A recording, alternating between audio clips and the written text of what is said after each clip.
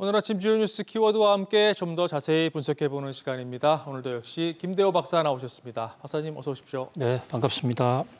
네, 자, 첫 번째 키워드부터 확인하시죠. 엔비디아 천하, 파죽지세 엔비디아가 결국 마이크로소프트를 제치고 뉴욕 증시 시가총액 1위로 올라섰습니다. 자, 여기서 더 갈까요? 박사님 어떻게 보십니까? 네, 이 시가총액이라는 게 해당 회사를 증권시장에서 모두 사고자 할 경우에 지불해야 되는 돈, 이것을 시가총액이라고 부릅니다. 그러니까 시가총액은 그 회사의 시장 자산 가치다 이렇게 볼 수가 있는데요. 전 세계에서 시장 자산 가치 시가총액이 가장 높은 회사에 엔비디아가 또 1등으로 올라섰습니다. 13일 전에도 한번 엔비디아가 시총 3조 달러를 돌파하면서 1등을 한 적이 있었어요. 그런데 이후에 애플, 엔비디아들이 다시 분발을 하면서 3회사, 엔비디아, 애플, 마이크로소프트 세 회사 간의 시가총액 1위를 둘러싼 3파전이 치열을 했는데요. 여기 13일 만에 다시 엔비디아가 1등으로 우뚝 올라섰습니다. 네. 사실 2년 전만 하더라도 엔비디아는 그야말로 듣보잡 회사였죠. 반도체 회사 중에서도 반도체 본고장인 인텔에 비교한다 그러면 10분의 1도 채 안 되는 그야말로 미미한 회사였습니다. 네. 그런데 이렇게 빠른 속도로 시가총액이 오른 전대미문의 초급속 성장을 했다라는 그런 면에서 아주 엔비디아의 급등세가 놀랍다 못해 아주 무섭기조차 한 그런 모습입니다. 그렇죠. 자, 지난 1년간 215% 올랐고요. 5년간 3,400% 올랐습니다. 5년 전에 엔비디아 주식을 샀다면 그 자산 가치가 지금 34배 정도 올라 있겠죠. 자, 엔비디아 주가가 이렇게 많이 오른 이유는 한 가지, AI 특수를 제대로 누렸다라고 볼 수가 있습니다. 젠슨 황은 AI를 겨냥해서 GPU를 만들지도 않았는데 그렇죠. 사실 게임용으로 또는 블록체인 가상화폐용으로 가상화폐 채굴 이런 용으로 GPU를 만들었는데 이게 그러니까 자기가 맡은 분야에 열심히 하면 의외의 성과도 얻을 수 있다는 것을 보여주는 이 GPU가 병렬 계산 AI 쪽에 효능이 있고 그 분야에서 아주 독보적이다라는 얘기가 알려지면서 엔비디아 주가는 계속 고공행진인데요. 일각에서는 너무 한꺼번에 빨리 오르는 것이 아닌가라는 그런 우려의 소리도 있습니다. 2000년 초반에 닷컴 버블이 무너졌을 때 그 당시에 시스코를 연상하는 그런 시각도 있는데요. 시스코 네. 같은 경우에는 주가가 4,000% 오른 직후에 폭망을 했습니다. 네. 그래서 지금 엔비디아는 3,400%까지 올랐거든요. 이런 면에서 엔비디아도 시스코 수준에 거의 다가가고 있는 것이 아닌가라는 이런 시각도 있습니다만은 그러나 AI 열풍이 워낙 강하기 때문에 또 한쪽에서는 목표 주가를 계속 올리는 이런 현상도 보이고 있습니다. 밤사이에 뉴욕 증시 전반적인 상황을 보면요.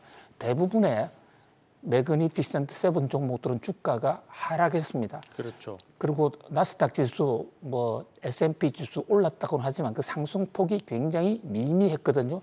근데 유독 엔비디아만 올랐어요. 이렇게 엔비디아가 오른 데는 뉴욕 증시에 S&P를 추종하는 ETF, 기술 종목을 주로 담는 이 ETF가 그 펀드 편입 비율에서 애플을 대폭 줄이고 엔비디아를 늘린다는 소식, 이것이 기폭제가 됐는데요. 이것은 사실 새로운 얘기는 아니고 이 미국의 간판 기술주 ETF는 분기별로 한 번씩 조정을 합니다. 그러니까 최근에 주가가 많이 올랐으니까 그게 비중이 더 높아지는 것이죠. 뭐 그럼에도 불구하고 시장에서는 어떤 스치기만 해도 엔비디아, AI 소리만 나와도 주가가 폭등을 하는 그런 상황 속에서 이번에 미국 간판 기술주 ETF에 엔비디아 비중을 늘렸다 하는 소식이 엔비디아 주가를 폭등시켰다라고 볼 수 있겠습니다. 네. 많이 오른 만큼 우려도 커지고 있으니까 조금 냉철한 시각을 갖고 볼 필요도 있다. 이렇게 말씀을 해주신 것 같습니다. 자, 다음 뉴스 키워드 보시죠. 젠슨 황 옐로우 카드. 자, 엔비디아 얘기 조금 더 해볼까요? 기억하실 겁니다. 젠슨 황 엔비디아 CEO가 이달 초에 대만을 방문했을 때 대만을 국가로 지칭을 한 것이 중국인들의 공분을 샀는데요. 당시에 중국 정부의 반응이 안 나왔었는데 이게 뒤늦게 지금 나왔습니다. 그만큼 즉각 발끈하지 못했던 이게 복잡한 속내가 좀 있는 것 같죠, 박사님? 네, 그렇습니다. 이 대만을 국가라고 칭하면 당장 그 관계자는 중국 사회에서 매장이 될 뿐만 아니라 전 세계적으로도 중국 인민들의 공격을 당하게 되어 있습니다. 네. 뭐 여러 가지 우리 이 K-팝 스타들 같은 경우에도 대만 발언 잘못했다가 중국으로부터 출연 정지, 공연 금지 조치를 당하는 사례를 너무나 많이 보아왔지 않습니까? 젠슨 황이 지난달 말에 대만에서 이 각종 행사에 참석한 자리에서 대만을 국가라고 칭한 데 대해서 대만의 네티즌들은 발끈했습니다만 그 당시 중국 정부는 침묵으로 일관했거든요. 네. 그래서 중국 정부도 입틀막 시킨 젠슨 황의 파워가 놀랍다라는 얘기 저희들이 보도를 해드린 적이 있는데 뒤늦게 이제 중국 국무원에서 대변인이 젠슨 황 문제를 거론을 했습니다. 젠슨 황의 대만은 국가다라는 그런 발언에 뭐 중국 민중은 이미 강력한 불만을 표시했고 또 젠슨 황에 대해서는 공부 좀 제대로 하라. 보충 수업을 잘 받기 바란다. 시황 타 하오하오 쉐시라는 이런 표현까지 썼는데요. 굉장히 완곡한 표현이다. 이래서 레드 카드가 아니고 그냥 경고용 옐로 카드 정도에 뭐 그쳤다. 이렇게 볼 수가 있습니다. 네. 그만큼 이 중국에서도 요즘 돌풍을 일으키고 있는 젠슨 황에 대해서 두 가지 속내가 지금 엇갈리고 있는 것이죠. 하나는 중국 사람이니까 젠슨 황을 극찬하고 싶은 그런 생각이 있는 동시에 또 미국 편을 들고 있고 대만을 국가라고 한다. 그런 면에서 완전히 공격할 수도 또 그렇다고 좋아할 수만도 없는 네. 이런 이중의 애증이 교차하는 그런 모습입니다. 자, 이런 가운데 젠슨 황과 엔비디아의 핵심 간부들이 엔비디아 주식을 대량으로 매도한 사실이 밝혀져서 그렇더라고요. 뉴욕 증시에서는 또 하나의 파문이 네. 주목을 끌고 있습니다. 물론 주식이라는 게 샀다 팔았다 하는 거기 때문에 어떻게 보면 일상적이라도 할 수 있겠지만 그러나 주가가 이렇게 크게 급격하게 오르는 와중에서 엔비디아의 내부자들이 7억 달러 어치나 팔았다?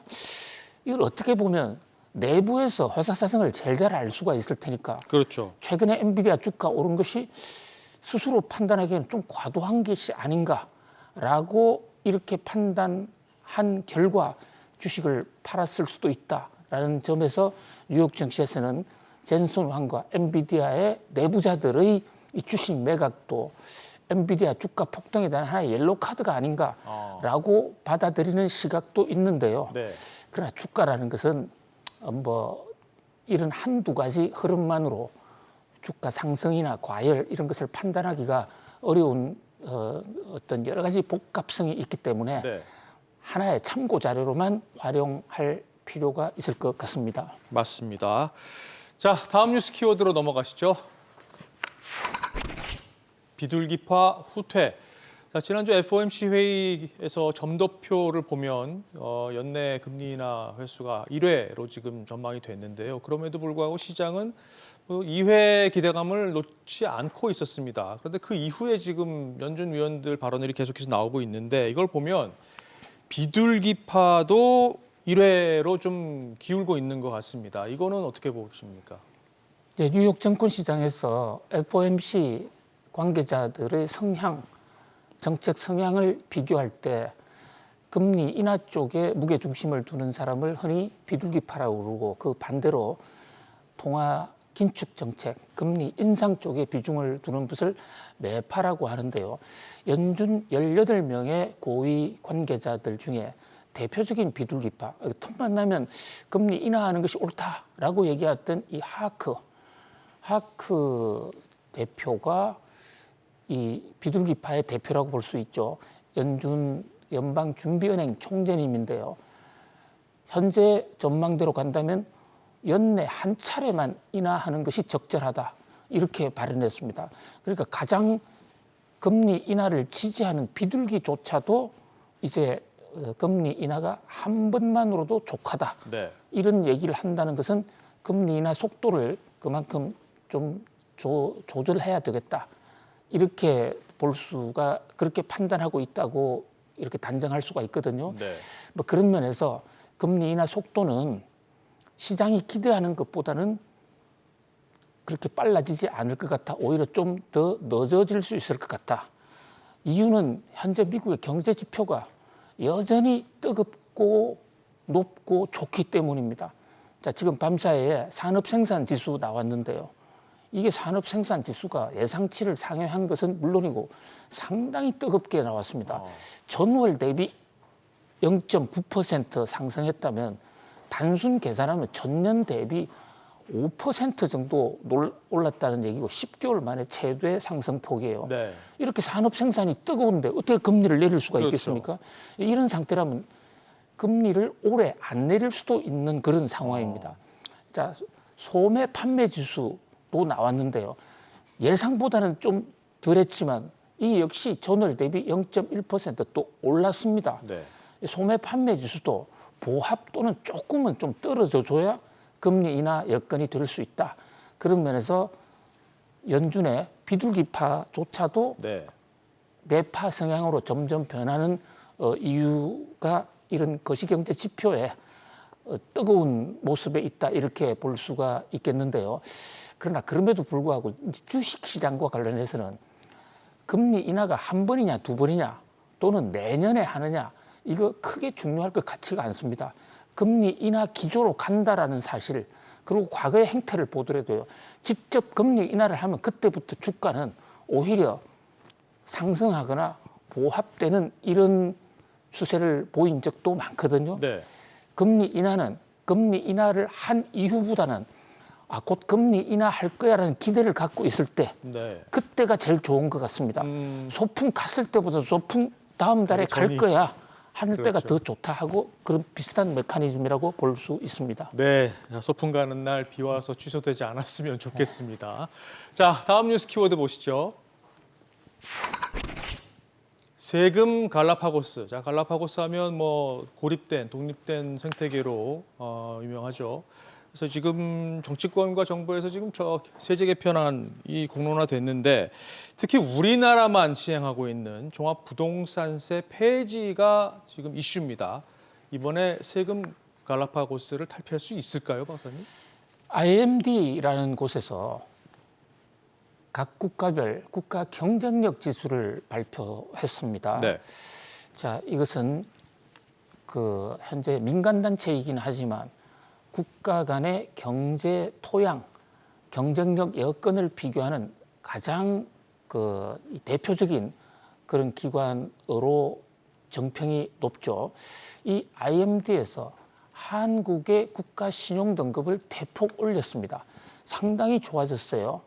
자, 그런데 이 IMD 국가 신용 등급에서 분야별로 내부를 들여다보면 한국의 세금 관련 제도는 오히려 거꾸로 굉장히 낙후됐다. 그래서 국가 경쟁력이 떨어진다. 한국 가서 사업하기가 매우 어렵다. 이렇게 지금 판단하고 있는 것으로 나타나서 좀 충격을 주고 있습니다. 네. 그러니까 이 현재 지금 우리나라의 미래 성장 잠재력을 계속 끌고 가기 위해서는 외국 기업들을 한국으로 끌어들이는 이런 어떤 이 전략이 굉장히 중요한데 그런 기업들의 국내 유치를 위해서 중요한 것 중에 하나가 세금 여건이에요. 그런데 우리나라의 각종 세금 제도가 한국만 있는 갈라파고스 굉장히 황당한 제도가 많아서 국가 경쟁력을 갈라먹는다. 네. 이런 지적이 나오거든요. 자, 이런 대목에서 우리 정부는 또 정치권은 과연 못하고 있는가?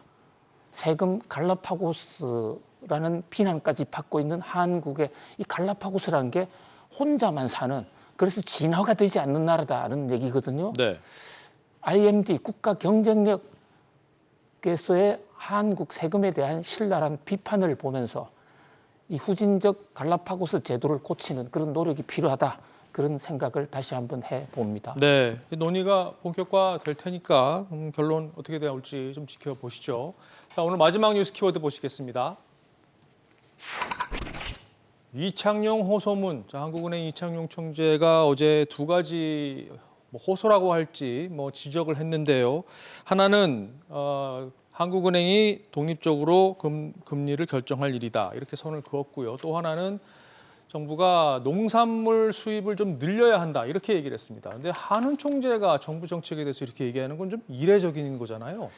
그렇습니다. 한쪽에서는 오죽 답답하면 이창용 총재가 농산물 수입 정책까지 들고 나오느냐. 네. 자, 이런 얘기를 하고 있습니다. 한국은행이 최근에 물가 보고서를 발표했는데요.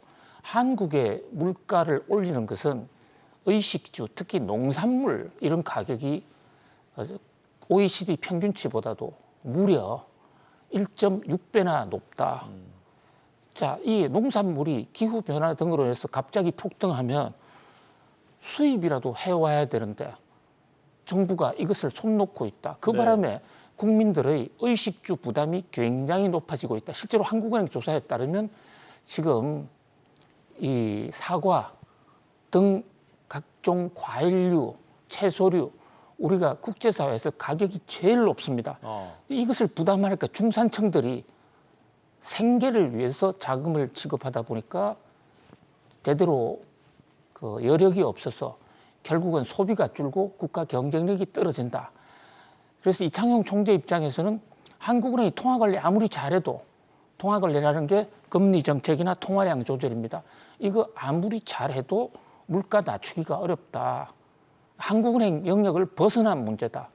그래서 이창용 총재는 정부를 향해서 정부가 농산물 수입을 급등하는 품목에 대해서 좀 수입을 늘려서라도 가격을 안정시켜 주는 것이 그것이 종국적으로 국민 모두를 위한 일일 것이다.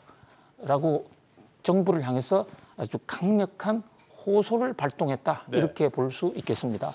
그렇군요. 자, 정부가 어떻게 반응할지 지켜봐야 되겠습니다. 자, 오늘 짚어본 뉴스 키워드 다시 한번 보실까요?